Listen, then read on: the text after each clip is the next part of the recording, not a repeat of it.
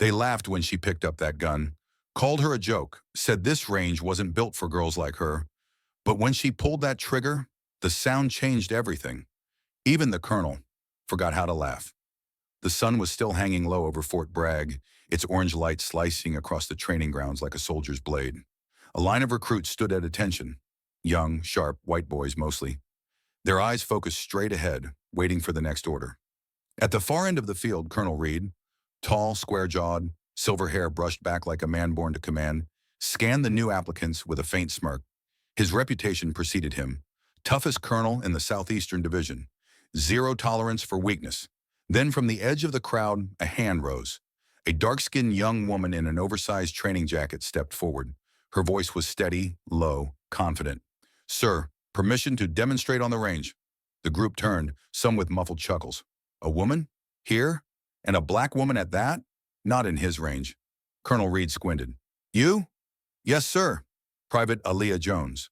Her eyes didn't waver. Reed crossed his arms, the corner of his lip curling into disbelief. "You ever fired a service rifle before, Private Jones?" "Yes, sir. My father was a Marine. He taught me before he passed. And you think you can outshoot my boys here?" His tone was cutting, like a challenge wrapped in sarcasm. "I don't think, sir." "I can—" A few soldiers laughed under their breath. Reed tilted his head slightly, amused by her boldness. "Fine," he said. "Let's see what the Marine's daughter can do." The metal door to the indoor shooting range slammed open. The sharp smell of gun oil and cold air filled the room. Colonel Reed led the recruits inside, barking orders. Targets were set, rifles loaded. The echo of boots and clinking brass filled the steel chamber.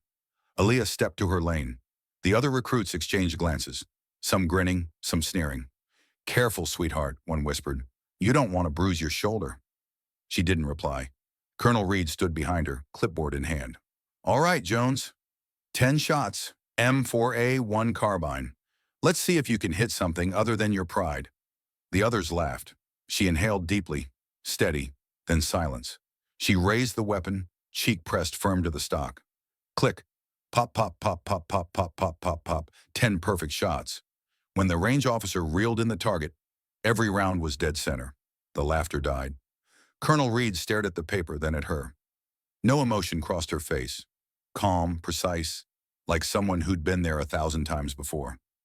"Permission to continue, sir?" she asked. Reed blinked. "Continue? Different range. Long distance." The recruits snickered again, nervously this time. Reed's voice was low. "You think this is a game, Private?" "No, sir.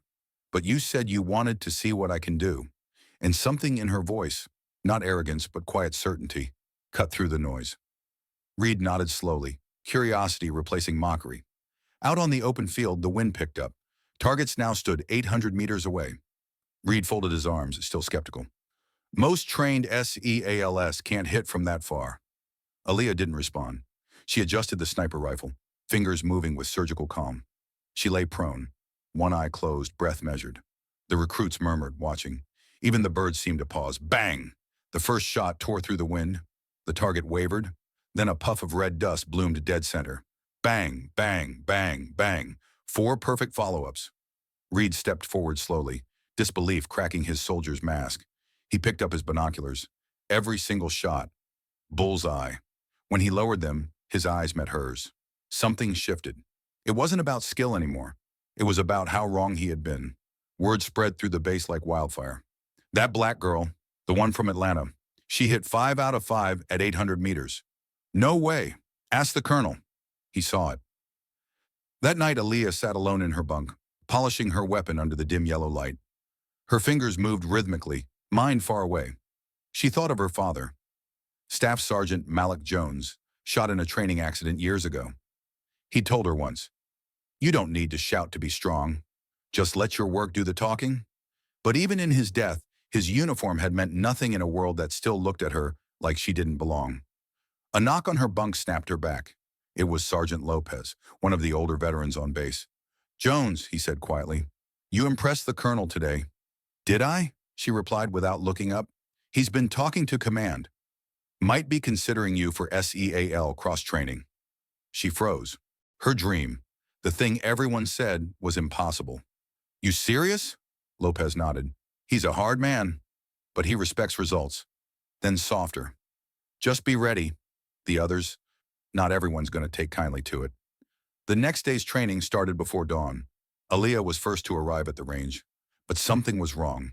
When she squeezed her trigger, nothing. The rifle jammed, the chamber misaligned. Reed's voice barked from behind. Malfunction, Private. Yes, sir. Someone tampered with it. He frowned. You accusing my men of sabotage? She met his stare, calm but firm. I'm saying this weapon was sabotaged. Reed studied her and saw the faint tremor in her hands. Not fear, frustration. He looked around at the others who avoided his gaze. A beat passed.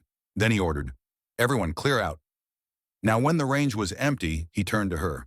Fix it. You've got 10 minutes. She dropped to her knees, stripping the weapon, reassembling every part from memory, focused like she was repairing a piece of her own soul. 9 minutes later, she stood. Ready, sir. Show me. She fired, dead center. Reed didn't say a word, just nodded once, slowly. In that silence, respect was born. Weeks passed. Aaliyah's performance shattered every metric. Endurance, accuracy, mental tests. Still, whispers followed her everywhere. She's not one of us. She's only here because of politics. Colonel's just trying to look progressive. But Reed watched her differently now.